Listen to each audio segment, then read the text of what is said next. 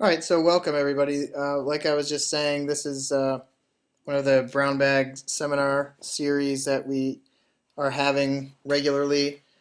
Um, what we try to do on these is to make them a little bit different than the training workshops, and obviously a little bit different than what we currently offer in the classrooms. And so what I try to do in these seminars is to just sort of bring up some contemporary web design and development technologies that are relevant to what we're teaching in the department, but are maybe sometimes a little bit you know more advanced, or just some things that we don't cover specifically in the classrooms, just to give the students and of course any faculty who are wish to join just some background information on these topics, and then of course offer some time for discussion, and generally just try to create some space around these forward looking technologies, and just to sort of look at what the trends are in web design and development, um, since we know that this stuff changes so fast. And so what I wanted to look at in this seminar generally is the idea of open source, and then open source, but not necessarily open source content management systems, because there's so much work being done today in open source, um, and in with content management systems. We're kind of seeing this rush of activity on with products like WordPress and Joomla, and the others that are popular today. And so the reason that I want to do this overview is because we did some other seminars that were more along the lines of specifics as far as history of open source, and the concepts of open source. And then we did one that was a practicum, and so we did some sort of hands-on workshop stuff, installing Joomla, and going through some steps of what you can do with the administrative side, and there was good attendance on those, but there were also questions afterwards that I was seeing come up, um, about like some students didn't want to attend because they weren't really familiar. Like they saw this term open source, or they saw this thing called a content management system, and they weren't really sure. So I thought, well, okay, maybe we'll just back up a little bit and do this general overview of what these technologies are and how they sort of fit into the overall landscape of what it is that we study and practice in web design and interactive media.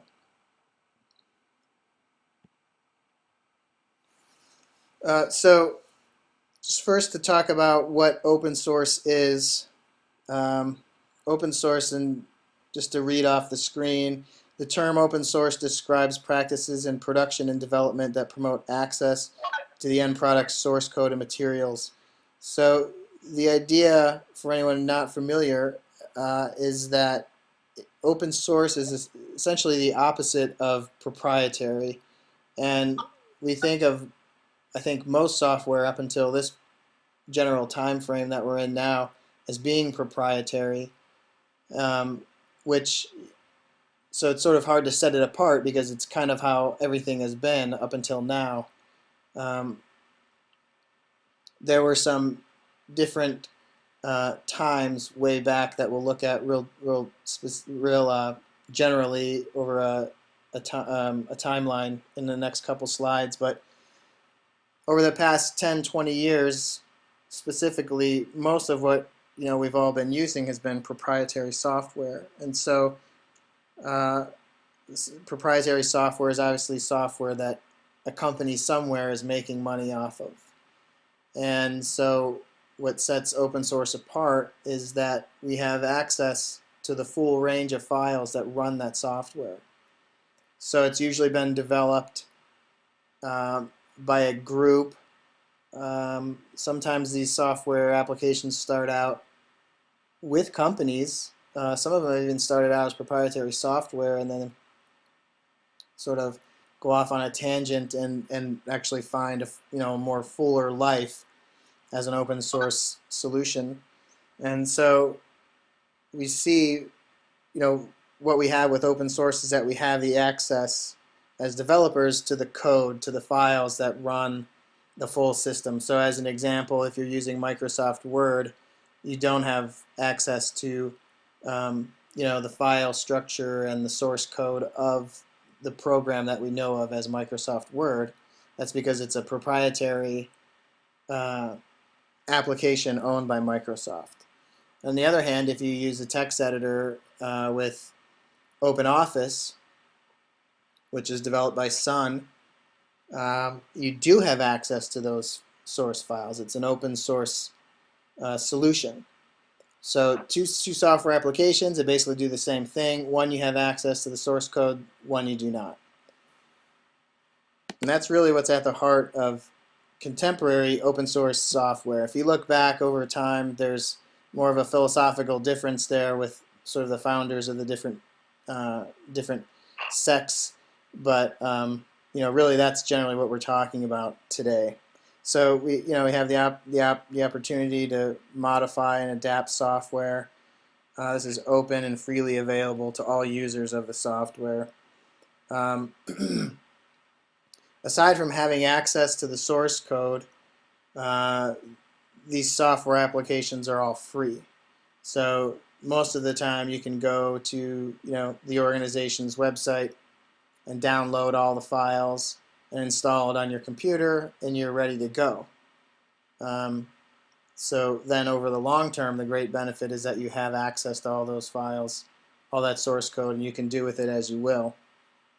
There are certain responsibilities that come along with that that we can talk about as well, because then of course you're responsible for updating for any security patches and updating for new versions, things like that come along over time in the life of a software application.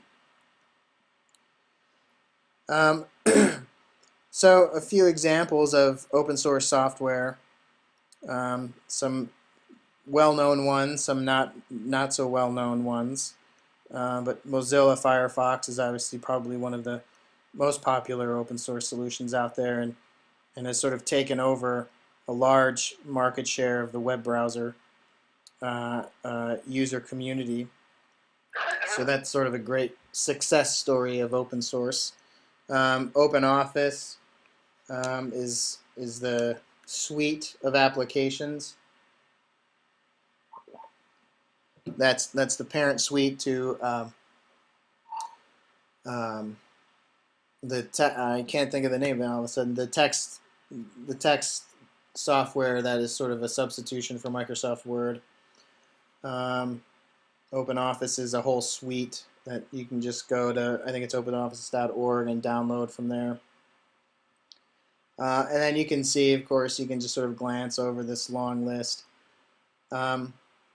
which is not even a tip of the iceberg. I mean, you can go to Wikipedia is actually a good resource just for seeing a list of some of the software. And it's huge. And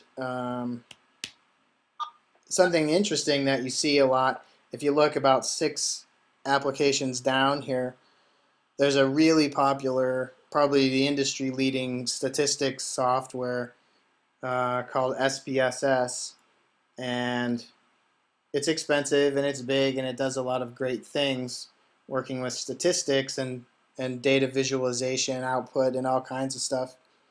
There's an open source solution for that software, and it's sort of tongue-in-cheekly called PSPP. And so, people that know SPSS, and then you tell them there's an open source solution called PSPP, they think that's, I don't know, sometimes they think it's funny and sometimes they don't understand it. But you see a lot of these like wordplay kind of things happening. But about 3/4 of the way down, I highlighted it, Drupal, Joomla, Plone, and others.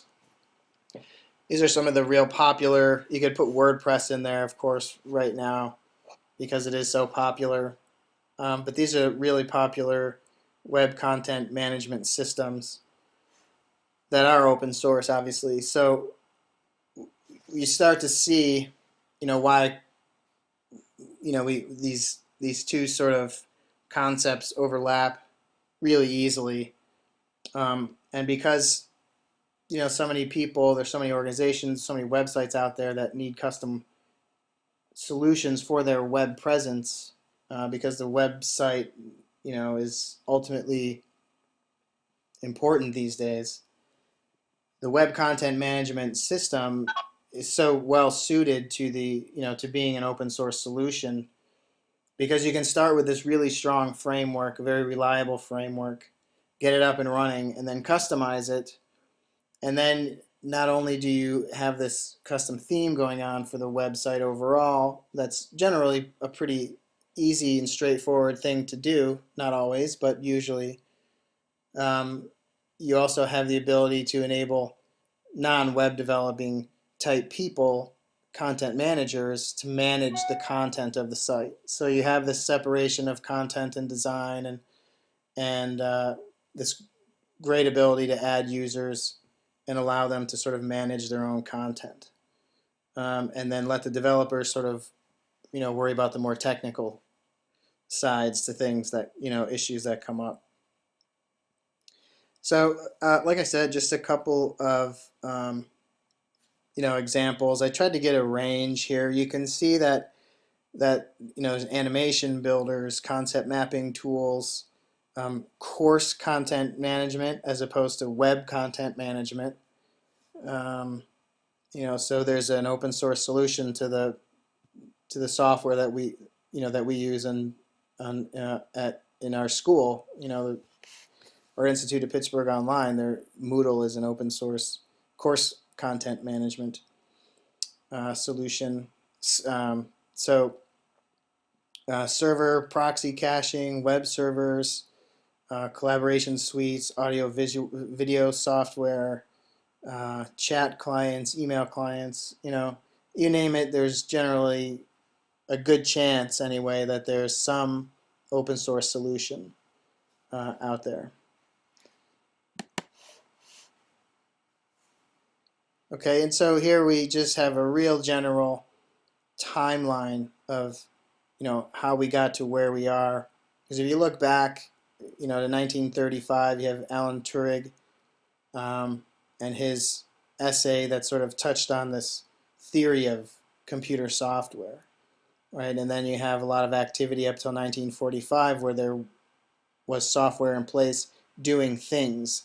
So sometime between 35 and 45, you have this flurry of activity, uh, not in comparison to what we have today, of course, but you see over the past 70 years or so, this stuff has come into existence.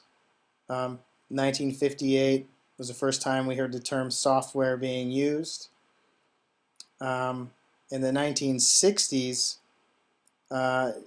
we start to see companies like IBM and AT&T and Unix and these organizations that are starting to bundle software. And so what that means is that they're putting these software packages together that these programmers have been developing and putting them to use. And generally that means in a commercial type way. So they're starting to make money off this stuff. It's starting to be a bigger and bigger part of the economy. And so we're starting to veer down that road of computers and computer software. But during that time, a lot of the stuff was still what we now refer to as open source. So, the programmers, there were so few of them, openly shared their source code, and as the programming community grew during the 60s, uh, programmers there was no proprietary ship going on. There were no locked files in most of these programs. It was all what we refer to now as open source, and that's just how it was.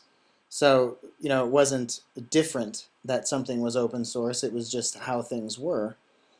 And then in the 70s, you start seeing these larger companies, IBM as a good example, that were starting to lock certain directories in the software and lock files up, and in order to have a product that they could sell, right? If you're going to market something, you can't give it away for free.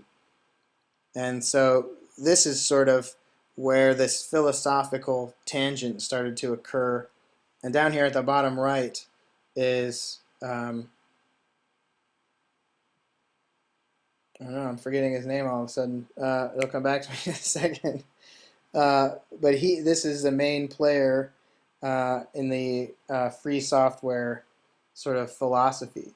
So it was in the 70s when this stuff started to get closed up by companies looking to make some money, that there was this sort of headstrong philosophy that things should stay open and free, and so it caused this rift to occur.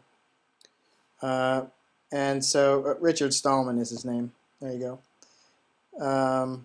And so you have programmers like Richard Stallman. Now we're getting up into the early 1980s. Founded the GNU project, the GNU project, to build an open source operating system, which came to be Linux. Um, but it was an open source solution to the Unix operating system, which was very big at the time and still is. And so you have this split going on, and you have these companies doing the proprietary thing, and then you have other programmers starting out to sort of stick with the way things were, which we look back on it now and say that was kind of a revolutionary act, but really they were just sticking with the way things were. And so it's actually more of a conservative act, and the idea of Bill Gates and these other big company owners at the time starting to make things proprietary, that was actually more of a revolutionary act than what Stallman and the GNU project was setting out to do. And so, this is obviously a very general timeline. There's lots you can read and talk about throughout this time across history, but in 1994, we see Netscape Navigator bring the internet into U.S. homes and make it, easy access to the internet, widespread use of the internet. So these are just timelines to sort of give you an idea of these, benchmark periods. And then in 2004, we see Mozilla Firefox released, which is obviously, I haven't seen the statistics in a while, but I would guess that Mozilla Firefox is a large part of the the web browser market these days. Internet Explorer may still be number one. I don't know. We could probably look and find that out. But everybody, I mean, it seems most people I ask these days are using Firefox. So that's just sort of a general timeline. So some of the benefits of open source as a sum up here. Versatility can be used on older hardware, and thereby this is beneficial to all, and especially to lower income individuals and others in third world countries, for example, who get donations of older computers who can take advantage of these open source software resources. And so, that's obviously just one sort of case where the versatility really comes into play. But again, it's that access to all the files that is a real benefit. There's almost always an economic savings. If you can get software for free, it's good to get it for free unless you have the money to pay for it. But like I said before, there's always this responsibility that goes along with it, which we can talk about. But usually this will free up some of your resources to invest in other areas. It allows teachers to expose students to a wide range of software products.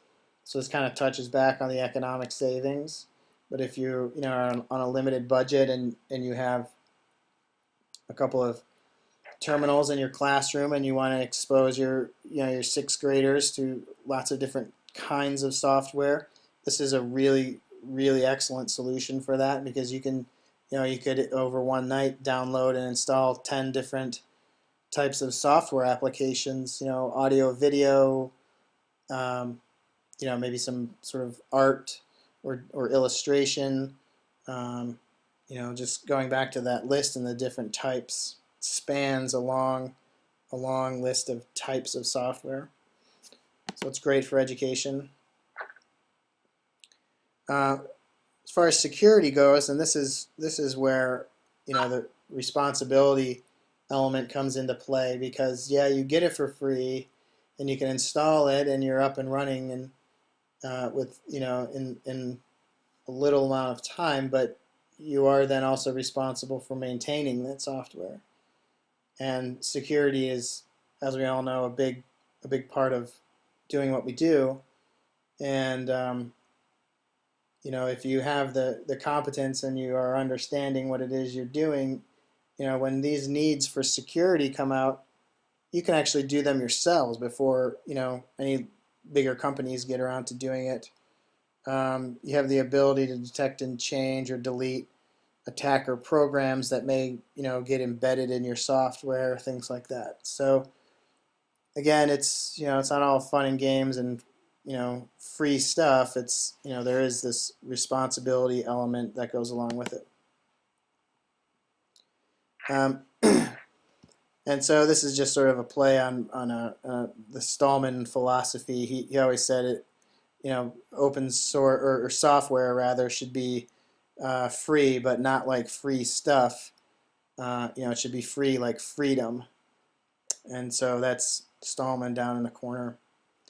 Um, and then moving along. So does anybody have any questions? Does anybody have any questions right now about the open source stuff? That's just sort of a background and an overall. And then the second part of what I'll talk about, and I just have a couple slides, is content management and the content management systems that are out there. And so if anybody wanted to bring up any questions or comments about open source, feel free to do that now. Content management system called Mambo? Yeah. What happened with, is it still around, Did it?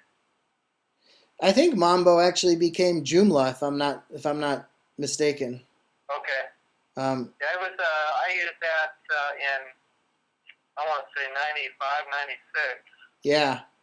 Yeah, we might check on that to make sure, but I'm pretty sure that it was Mambo open source? Yeah, it was. Okay.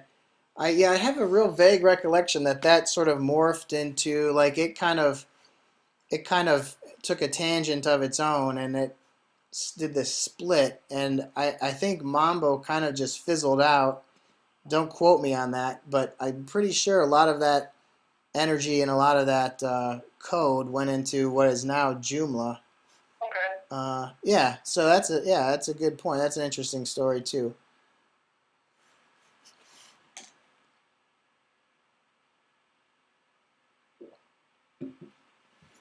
All right. Well, if anybody has any more about open source, feel free to speak up. I'll just keep going along here with the slides that I have. And so what this easily moves into are more specifics about content management systems, or what we colloquially refer to as a CMS. Um, and as you may or may not be familiar with now, the CMS can make the web developer's life much easier, because it relieves this bottleneck of having 20 people requesting 25 different changes to the website, where the web developer can turn around and make those people a user and say, make your own spelling error changes or add your own pictures, things like that. So a few examples of some popular content management systems now. It's sort of the same situation. I just pulled a couple of these off of Wikipedia, because I do use Wikipedia off and on for non-controversial topics, just to get some background information. But they have an incredible list, the best list I've seen on the web actually of content management software, and so I just kind of took out a couple of you know more popular, well-known names. Red Dot, which is actually now called OpenText. Red Dot was probably the leading content management software for a long time. It was very expensive, but was very good, and and now they're called OpenText, which I don't know if they're just trying to sort of get on the open source bandwagon or what, but Red Dot has changed their name to OpenText, but they are not open source; they are a proprietary solution. IBM Lotus Web is a popular one. .NET Nuke. I'm hearing more and more about this one recently. I don't know if it's me changing or the market changing. And then open source examples, which is really where this is where I spend most of my time in the open source content management world these days. And so these are all very familiar to me. I've worked in all of them. Um, Drupal is, I think, probably the up and coming. I didn't put these in any particular order here, uh, but Drupal is definitely gaining speed. It's kind of known for being easy with custom theming, which is traditionally not an easy thing to do, really. And so Drupal has sort of answered that need, and I think it is being rewarded by gaining market share, gaining uh, a popular status in the development community. So Drupal is a good one. Joomla is also a good lightweight content management system. I use this a lot. My personal site is a Joomla site, and I don't know. I think that Joomla and Drupal are probably pretty similar in the amount of market share and the kinds of applications that they're relevant to. In other words, that they're good for the kinds of sites and things. Um, so two good solutions. I do development at Penn State, and Plone is a big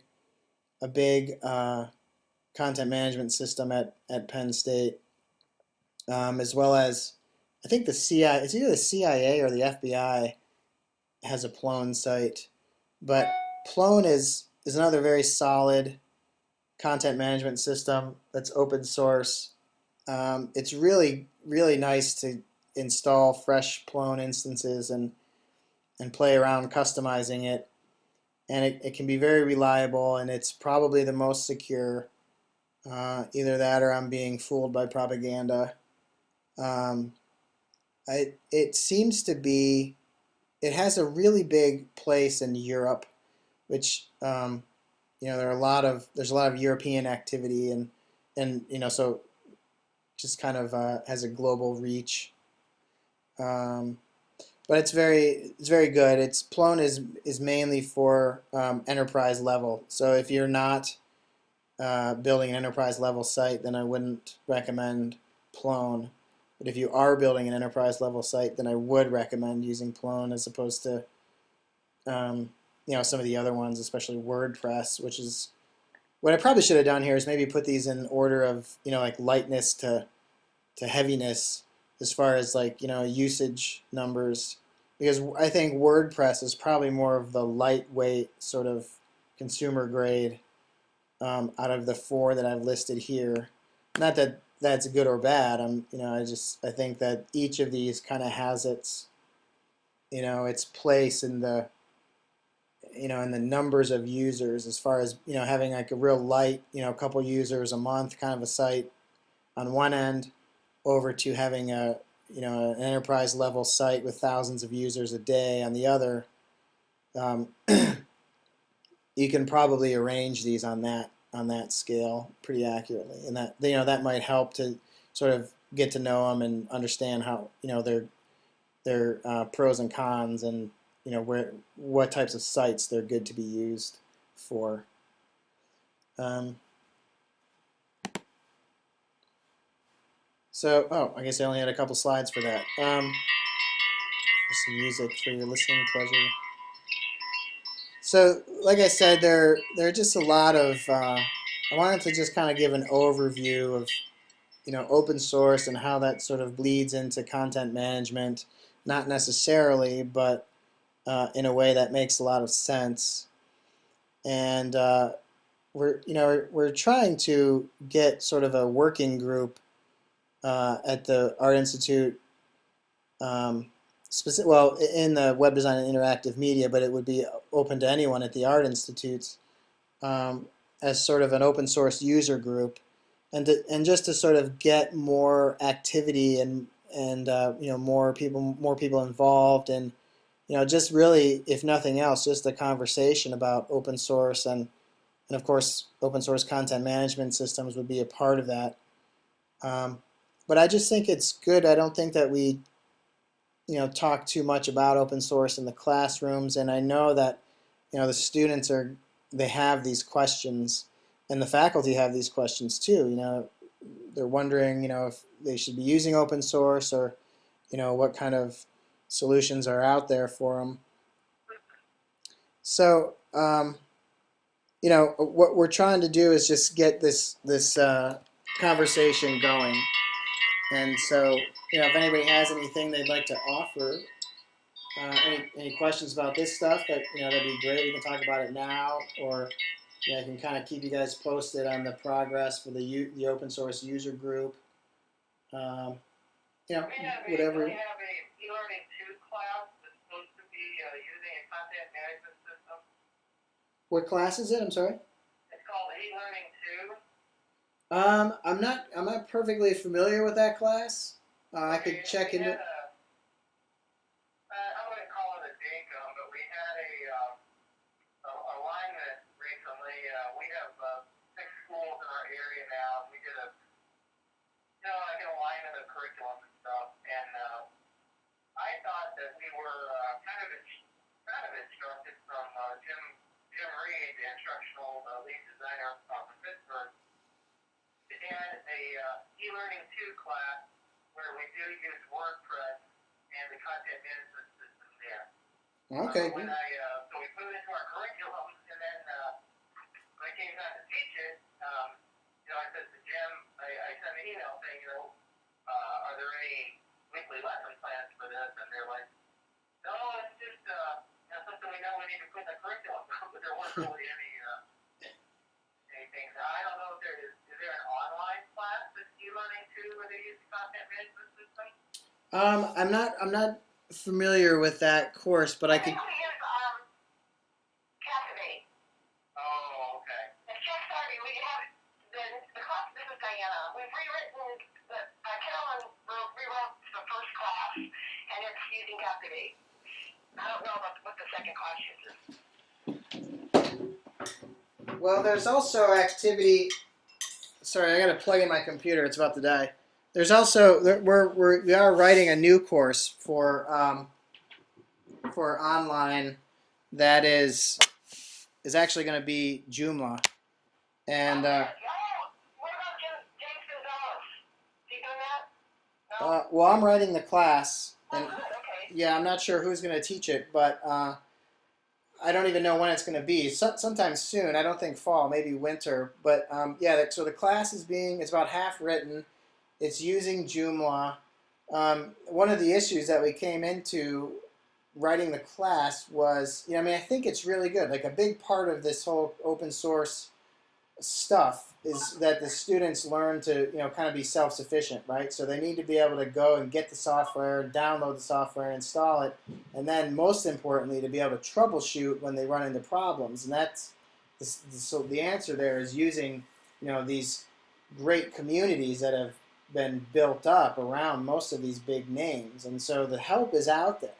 And so that's kind of how we're trying to build this class, which is not a problem. But the problem is that, it's kind of like, I got to like week 2, and I was thinking, okay, well, they've had this introduction, and they've downloaded the software and installed it, and now they need to do something, say, on the admin side, like create a user. And then all of a sudden I was like, well, how are they going to turn this in? because it's all going to be like installed and running locally.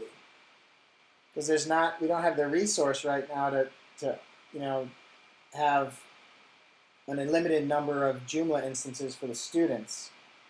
Don Hawkins tried, and we don't have those sites available. So that's one of the problems. It's like, and the solution I came up with was for them to create sort of a little Jing screen video, walking us through, this is where I installed it, and make like a little 30-second video to share it. So which is that is one solution that's being used today. When somebody runs into a problem, you got to go out there, and usually you post to a forum. This is the environment I'm working in. This is the kind of computer I have, the version I installed. This is the error I'm getting, that kind of thing. So there's definitely, that class alone is like a big push towards, using and understanding content management.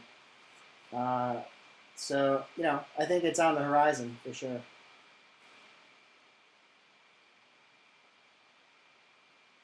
Diana, I didn't even know you were on. Maybe she left. Anyway, does anybody else have anything else they want to bring up or talk about?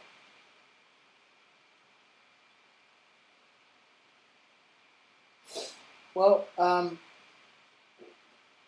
what I'm going to do is I'm going to try to keep everybody posted on how this open source working group progresses, and I can let everybody know. Otherwise, I thank everybody for attending the seminar. Hopefully you learned a thing or two. If not, feel free to email me if you have any questions that come up on any of this stuff. Other than that, thanks for showing up and have a good day. Thanks a lot. Thank you.